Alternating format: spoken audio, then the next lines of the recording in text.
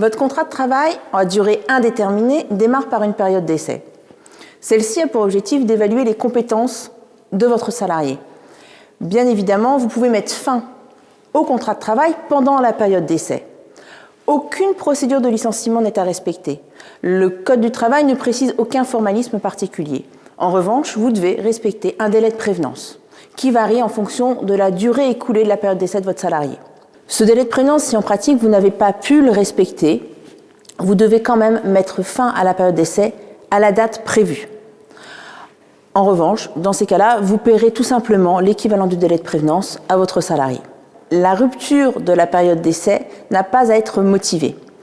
Si vous souhaitez mettre fin au contrat de travail pour une raison économique, dans ces cas-là, vous devrez respecter la procédure de licenciement pour motif économique. Si la rupture de la période d'essai est motivée par un comportement fautif de votre salarié, dans ces cas-là, il faudra appliquer la procédure de licenciement pour motif disciplinaire. Et bien évidemment, la rupture du contrat de travail pendant la période d'essai ne doit pas être motivée par rapport à l'état de santé de votre salarié. J'attire votre attention sur le fait que votre salarié peut être détenteur d'un mandat à l'extérieur de votre entreprise et dans ces cas-là, il est salarié protégé. Et vous devrez demander l'autorisation auprès de la directe pour mettre fin au contrat de travail pendant la période d'essai.